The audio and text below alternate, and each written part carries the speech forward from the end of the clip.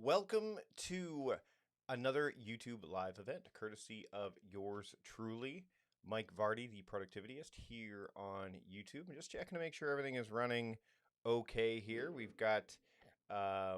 just looking, I've got a few new tricks up my sleeve today as I turn the wonderful age of 47, which I'm pretty excited about. Um, Today is my birthday. Today is actually my birthday. I see some good vibes from Harry Potter. Thanks so much. I can keep my eyes on in the live chat. I'd love to hear from you throughout the course of today's live stream, which will be no longer than about an hour, just so that you know, because I do have some stuff that I definitely want to get to throughout the course of this stream. So, oh, and let's get rid of that there, and we're good to go. All right, so today, during this live stream, we're going to talk about the productive way of Hemingway. And if you're not familiar with who Ernest Hemingway was, he was an acclaimed American author, wrote several books, started basically working as a reporter initially. He actually wrote for the Toronto Star for a while as a correspondent in Victoria, or sorry, in Canada rather. So he actually did some stuff there, which is where I am. I'm not in Toronto. I'm in Canada, but he did some stuff for a Canadian news outlet, and just making sure that for some reason, there we go. There we go. Let's hit play. All right. I'm still getting used to this live stream thing. So, just to give you a sense of who Ernest Hemingway was, is he definitely espoused that idea of write what you know. Um, a lot of his stories, if not all of them, were kind of variations of his own experiences over the course of his lifetime. And uh, when I started to do some research on him, which began with this PBS documentary called Hemingway by Ken Burns, who's made amazing documentaries. Baseball. I mean, you probably, if you're using an Apple computer, you probably know of the Ken Burns effect because that's what people, that's one of the default settings where you had, images slide or zoom in with a slow zoom and things like that, photos moving around, all that sort of thing. So, I started to really get fascinated by Ernest Hemingway because I'm a writer. First and foremost, that's what I am. Yes, I'm making videos here on YouTube. Yes, I coach people in productivity, but I am a writer through and through. I've been a writer for all of my life. Back when I was in grade 3, everyone else was keeping like a daily journal for the teacher. I was writing a serial, science fiction serial called, I believe, The Last Delta or something like that. I still have it. And the teacher was fascinated by it because everybody else was kind of, just saying, hey, here's what I did today and here's what my parents are doing. And I'm writing this science fiction book, every single day. And when I was in grade 8, I ended up going to a young authors conference. I wrote a small little novella called Tiny Adventures at the Local Malt Shop. I'd written some other stuff before then. This is back before you could even publish anything online because there was no online. Like you were just kind of going through the motions. I remember my mother typed out the entire manuscript of this little novella. And eventually I got a typewriter. I had a little brother typewriter that I've used, and it was one of those. It wasn't that clickety clackety one. It was like an electric one, more of a word processor. I've been a writer as long as I know, so I've been fascinated with the works of writers from Douglas Adams to now to Hemingway and a whole bunch of writers in between. Not as much of a reader as you'd think, but that's a whole other story. So as I dug into Hemingway, thank you, Derek, by the way, and thanks, Joe, for the birthday wishes. As I dug deeper into Hemingway's work, first off, number one, I realized wasn't that great of a guy. Went through 4 marriages. Not the best person per se, but I think you can still learn things from people that you don't necessarily admire in a personal manner. And I started to think about what the kind of the work habits that he did that you could essentially um, mirror. right? Ah, that's why this is going on. I just noticed what's going on here. Interesting. So I'm using my iPhone here, and it's actually air. It was airplaying what I was doing. Um, so I could actually, yeah, it's actually airplaying. So I can't monitor what's going on YouTube on my iPhone. That's hilarious. I started to look at his work habits, and since yesterday, July 2nd, is the or was the 60th anniversary of his death. He committed suicide at the age of, I think he was, so he was born in 1899, 1961. I think he was, yeah, I think he was just, I, I can't do math this early in the morning. It's 8 in the morning for me here. I'm still drinking my coffee. So he, I decided, let me look at some of the things that he did that not only I am going to start to espouse a bit more, especially considering this next project that I'm going to announce live here on YouTube today. Thank you, Christina, for the well wishes. If you're watching, if you're here live and you're seeing the chat, you're seeing this stuff. If you're not, then you got to trust that they're going to be there in the comments. Um, so, but I also know that there's some things that Hemingway did that you can do to make your life more productive, and in the purest kind of way that time crafting, which is the productivity philosophy that I've crafted and teach.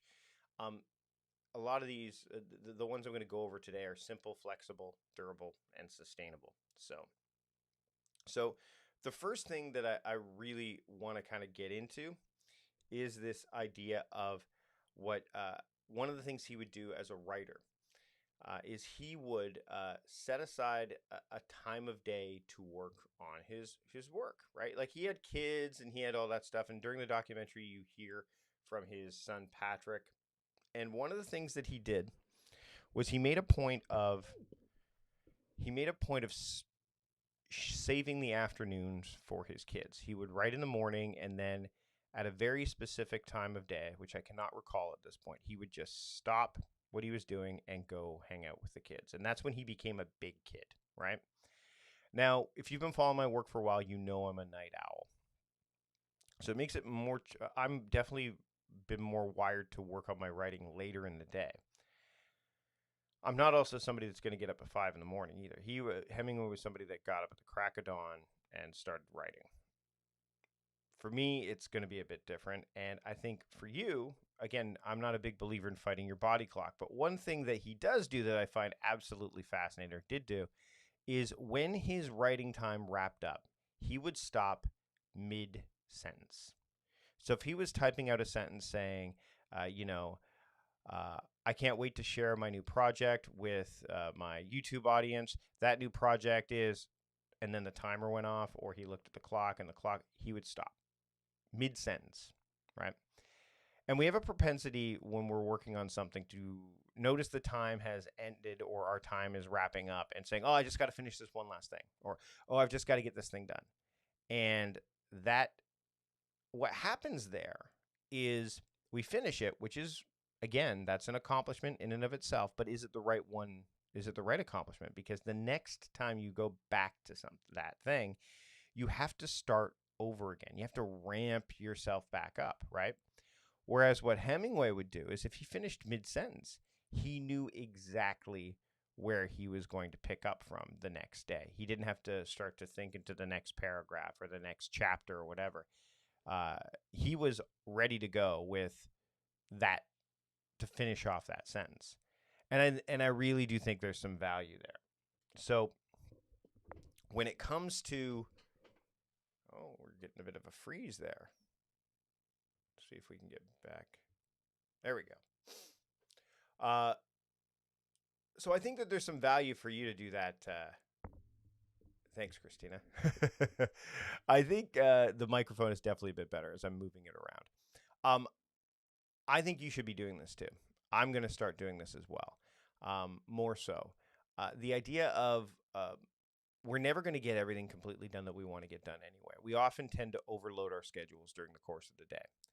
And if you're a fan of something like the Pomodoro technique, which is where you take 25 minutes on a task, and then you take a 5-minute break, then you take another 25 minutes and work on another task, and you repeat this another 2 times, so you do a total of 4 cycles of this. And you should be doing something different every single time. If you just stop at that 25-minute mark, you now know where you can pick up from the next time you go after it. Quentin Tarantino was recently interviewed on the Joe Rogan podcast, and he does something somewhat similar.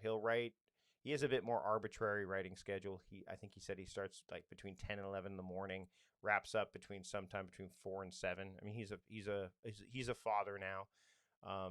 And his writing style used to be very different. He used to be that, kind of that writer that wrote in bars and at night and frantically typed and all that stuff. He's come up with a bit more of a structure. But what he does is when he's done writing, he jumps in the pool and does a bit of a swim and starts to think about things. And then when he gets out of the pool, any of these things that have come up or bubbled to the surface, he will then write down, but not write them. He'll just make note of them, and then that's where he starts the next day.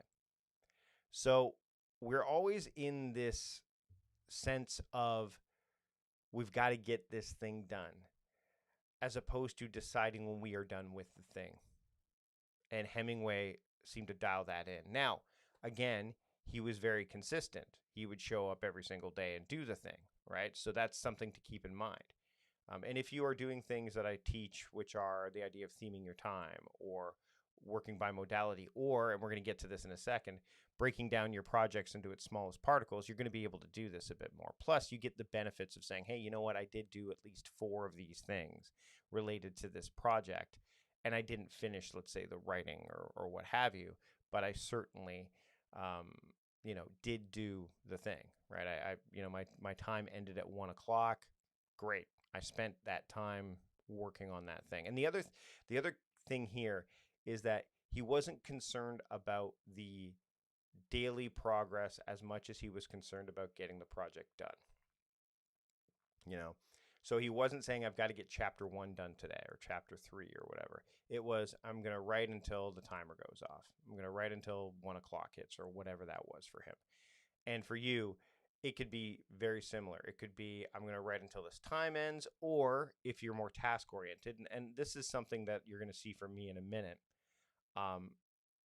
It could be I'm going to write that 500 words, or I'm going to write that 1,000 words, or what have you. So this is something that I think would be smart for you to put through the paces. So again, taking that time to understand, number one, that it's challenging for you to get everything done in a day.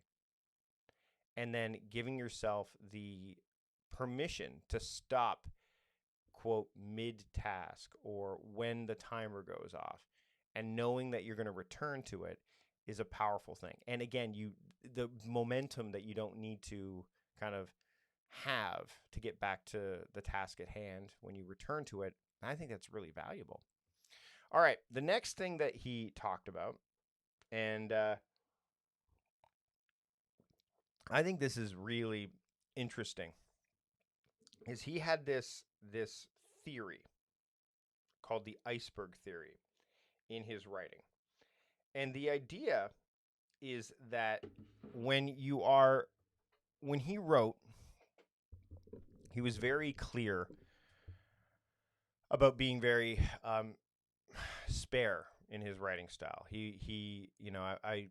I was actually gifted for my birthday, thanks to I think this is from, I don't know if it's from my son or from my from my wife, but it's from my family. And this is his first ever novel that Hemingway wrote. The Sun Also Rises. I didn't even realize that this was the original cover either. So I didn't know that this is the original cover. This is a reprint, of course. The book was published in 1926 by Scribner Publishing. And this is the initial cover.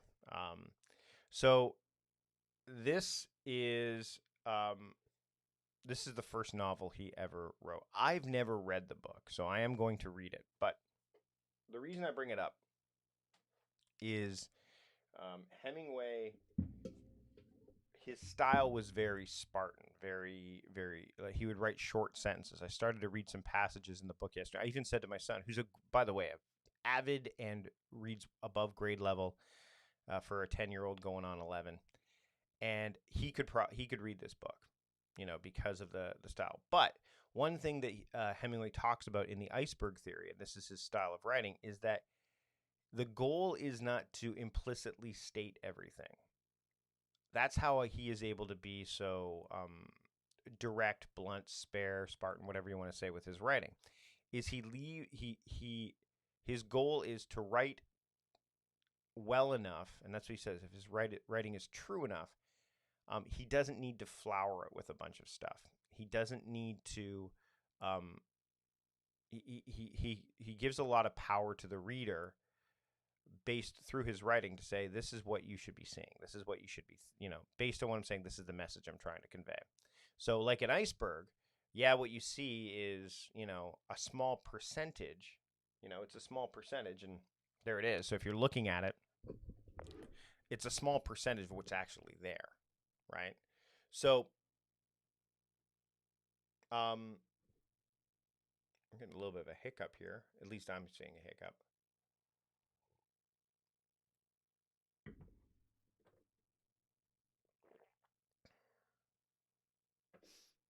All right, there we go. A little bit of a hiccup when we move from the iPad back.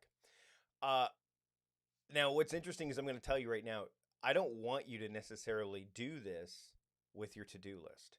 With your writing, and this is something that I think that he was really good at, is that style made his reading more accessible, I think, to a lot of people.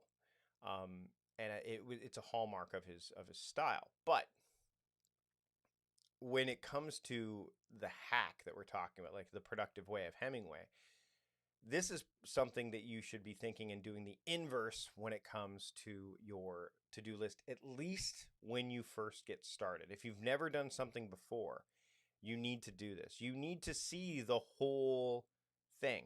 You can't, excuse me, if you're looking at your to-do list, there is a lot of stuff underneath the surface that if you've never done this thing before, you're going to miss it, right? There's a lot of underneath. So if let's say you're going to write a book, and we're going to come back to there we go. If you're going to write a book, there are a lot of steps to writing a book. If you're going to take on a big project, there's a lot of steps to that big project. And you need to be able to showcase those. You need to be able to see this. And that means that you should be breaking down your project into its smallest particles. You need to see the whole iceberg, right? You need to see it from the bottom to the top. Once you've done something more consistently, then you can start to apply some more of this iceberg theory, where it's like, you know what, I've written a book before. I know what elements I need to see, and I know what ones I kind of that are part of what I would normally do, right? Thanks, Joe. Yeah, it does hang. I think it's a specific move when it hangs. I have a feeling it's this machine. I might be having to upgrade this machine sooner rather than later. But money is Spartan right now. I guess no. Gonna try to get through this next project with it. But nonetheless, so I think that ultimately, when it comes to that particular thing that I'm talking about, this iceberg theory, is once you have a comfort level with it, once you can let that part of yourself interpret what goes into it, then you can start to leave a few things below the surface. And this often comes in the form of planning, right? So if you've got this big idea, this is where you want to kind of like initially it's below the surface. You need to dig a bit deeper and go, okay, well, what's below the surface of this? What's below the surface? So you want to also explore that as well. But Hemingway's idea of letting the reader kind of interpret a bit more, and if his writing is pure enough, it will show them that.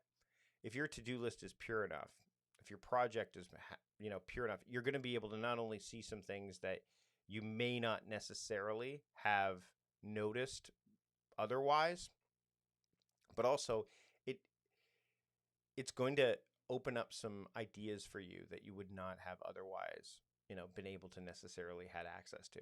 I'm going to give you an example real quick. So I have been, if you look behind me here, you could see that there are a couple of, oh, no, you can't see right behind me. There. So there are a couple of ducks up there. And one of the things that I've been doing over the course of the pandemic is taking walks to a place called Bowker Creek, which is not far from where I live. Again, maybe there's this simple and sustainable element of going for a walk to start off my day and then to close out my day that I've been really trying to kind of maintain. And I haven't done it every single day, but it's something that I want to get back to, especially as I take on this new project I'm going to share with you before we wrap up today. So, as I was going to this creek every day, I would see these ducks. Where I live in Victoria year-round, there are ducks. Mallards in particular, but there's wood ducks and other ones there as well. And I would watch these ducks kind of operate and navigate in this creek, which is part of like a massive watershed here. And that's why on Facebook, if you're a Facebook friend of mine or you follow me on Facebook, you'll notice I've done a fundraising campaign for Ducks Unlimited for my birthday, which again is today. And so if you're so inclined, donating to that cause would be fantastic because I think it's one that doesn't get talked a lot about. We hear a lot about climate change and all that, but I digress. So as I am watching these ducks, I'm noticing something. If you've ever watched ducks as they glide across the water, they look serene, calm, as if they are, not a care in the world. Water off a duck's back, maybe. But that's got a whole other meaning to it. And yet, this creek it's not just shallow enough, but it was clear enough that you could see what's going on underneath. And while the duck is gliding, and these ducks are gliding, underneath, their webbed feet are going like crazy, right?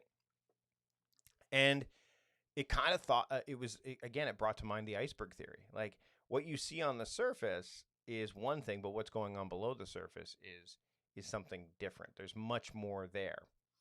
And I started to think about this in terms of how we operate as people. Calm, cool, and collected on the surface, but number one, either there's a lot going on underneath and we're not showing it, or it's anxiety, because there is actually a term called duck syndrome, which is a psychological term, calm and cool on the surface, but there's a lot going on underneath. Same thing with success stories. You only see the top, which is where everything looks smooth and everything's going well, but they don't see all the behind the scenes work, which is where a lot of chaos is going on. But yet at the top, it looks fantastic. And as a writer, I started putting those things together. And I connected those dots. And then I started to go deeper. So now I'm not just looking at the duck and the and the webbed feet under the water as the iceberg, but now I'm looking at this whole concept that led to that came from this. And I'm looking a bit deeper into that.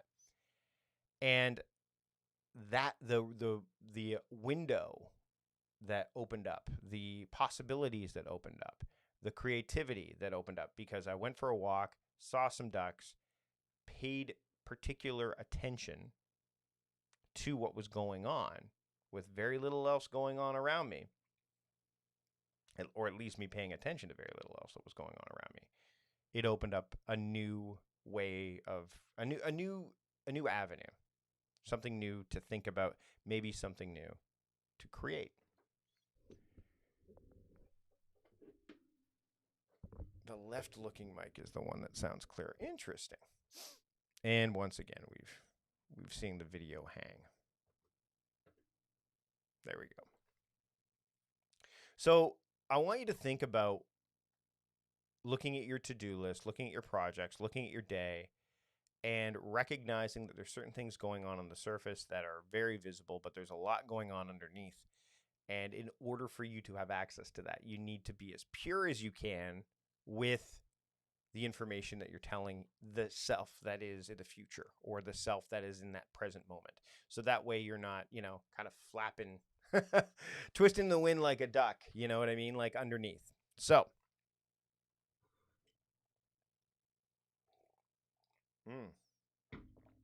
this is interesting. All right, let's go to the final thing I want to talk about. And that is, here we go. The project that I want to get to. So, as I started to think about Hemingway and what he accomplished as a writer and his first ever novel and things like that, I started to think about what I wanted to do with this thing that had come to mind, seeing these ducks. And as I did, I started to think about a project that I've wanted to take on. The next book. The book that, I mean, I know you're waiting for another one. That's a whole other story, which I will share at another time. But I miss the writing practice. I missed the creating of writing. Yes, I'm making videos right now and I'm loving that, but I missed the creating of words to page, but I felt like I wasn't able to do it. And I started to think about what could I do to put myself in a position that would allow me to embark upon a new project. And that's when this book came to mind. During the documentary, the Hemingway documentary, I found out that The Sun Also Rises was his first book that he ever wrote. In terms of, he's written a lot of stuff, but this was the first book, like a novel, the first novel. And I found out that he wrote it over the course of 8 weeks. So, in an 8-week cycle, as I pour myself a little bit more coffee, starting on his birthday, July 21st, he embarked upon this journey to write this novel, which is considered to be one of, if not his best novel, which is amazing considering it's his first one. And I thought, what does that look like? What does it look like below the surface? Yes, we've got this amazing, piece of literature. What does it look like to go from here to there in such a short time span? And I dug a little deeper. I went a little bit more below the surface. And I started to look at, well, if he wrote it in 8 weeks, how many words? By the way, this is the first draft he wrote in 8 weeks. And there are 67,707 words in The Sun Also Rises. That's how many words are in that novel. And that got me thinking, all right, what would that look like if I was to try to write every single day? What would I need to do to make that happen? Like, what would, if you were going to be consistent and sustainable over the course of a summer period, what would that look like? If I wrote every day to hit that word count of 67,707 words, I would have to write 1,092 words every single day. Every single day. And there we go. Oh boy. It's really hanging. There we go. I would also need to get a new computer. Now I have this little device back here.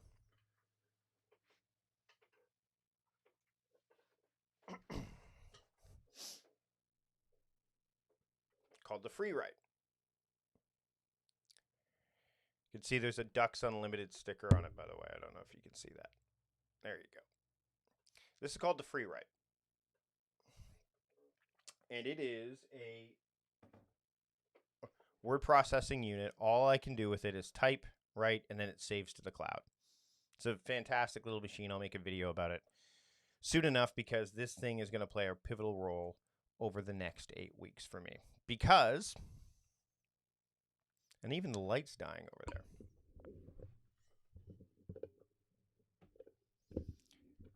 That's what I'm going to do.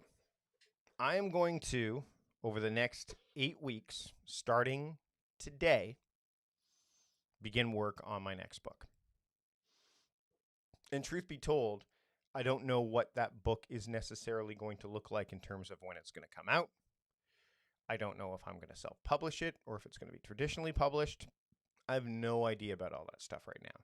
That's all stuff that is below, it's like at the tip of the iceberg below the surface. It's not what I'm concerned about. What I am concerned about is putting together a simple, sustainable, durable schedule so that I can get this thing done in 8 weeks. Not this thing, but I can mimic this framework of 67,707 words over 8 weeks, because that's what Hemingway did. He started on his birthday, and my birthday happens to be the day after his, last day on this planet 13 years later. I think he passed away in 61, 60 years ago. I was born in 74. That's the plan. So I'm going to follow the productive way of Hemingway over the course of the next 8 weeks. I did a little bit more research as I went through this and discovered that it's going to take about 230 hours to work on this book overall, beyond the work I've already done. The research, the outlining, all that stuff, beyond that. And so what I've done is I've come up with a pretty consistent schedule, a doable schedule, and it starts today, right after I'm done this live stream. But you could see that there's some writing time scheduled and all that stuff.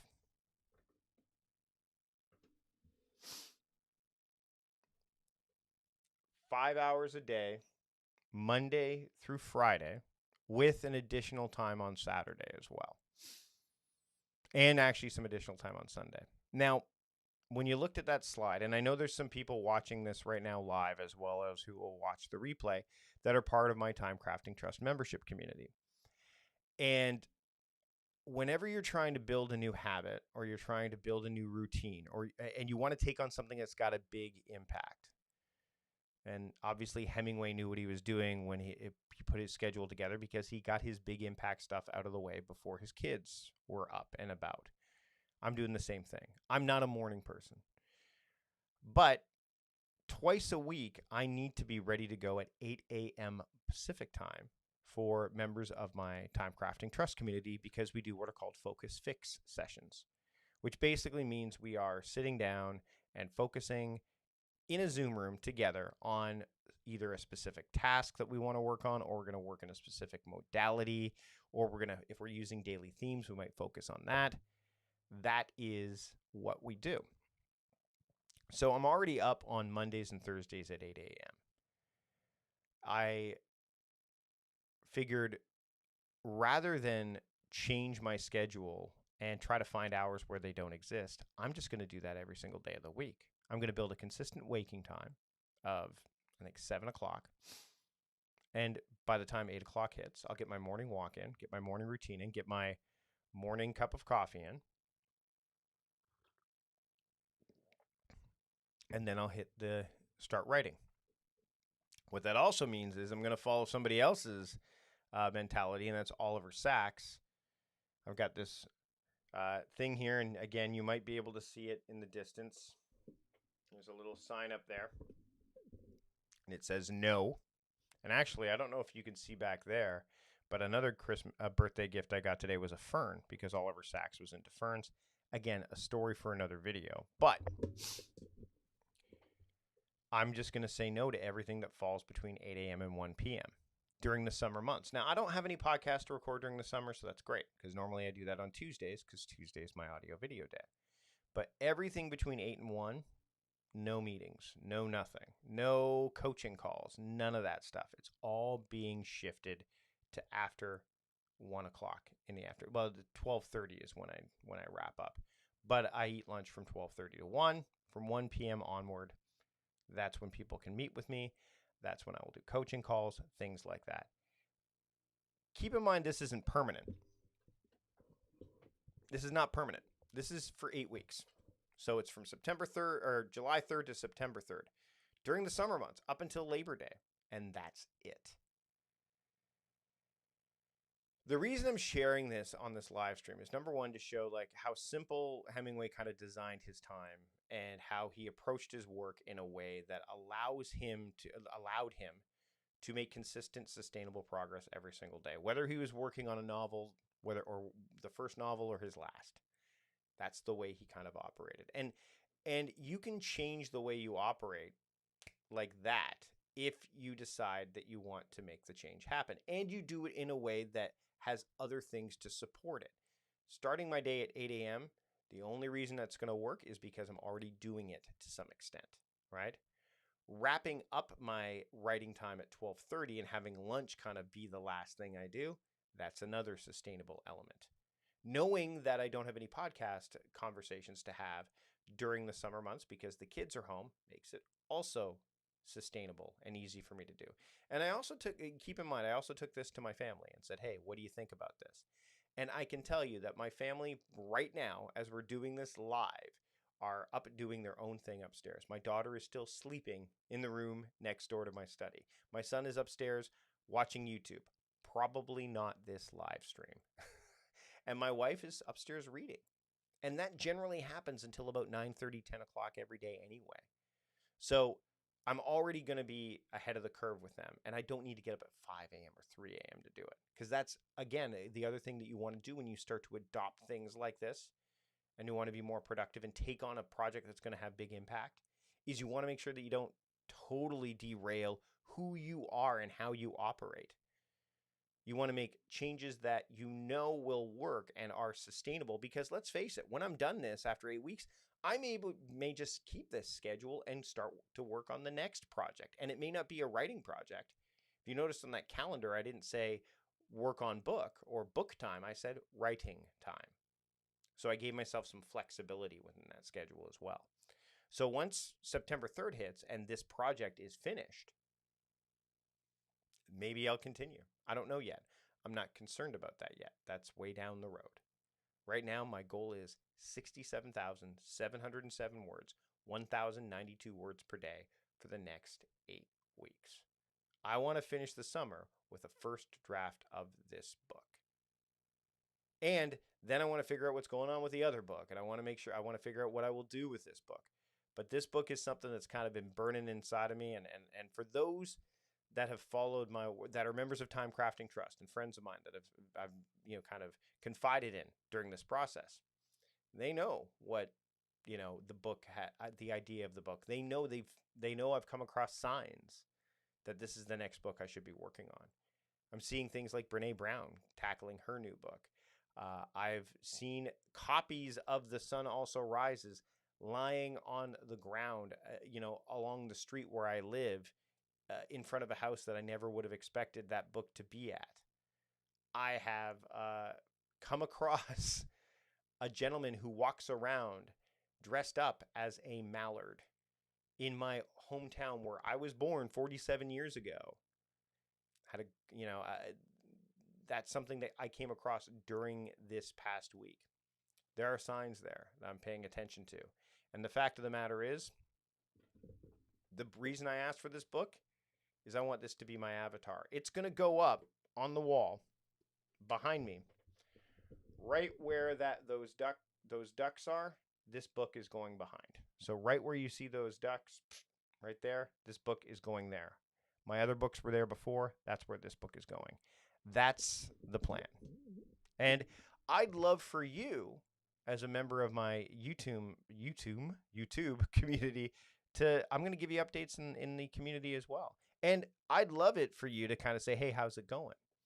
How are things coming along with the book? Because we don't do anything that's going to have a major impact on other people as well as ourselves alone. We don't.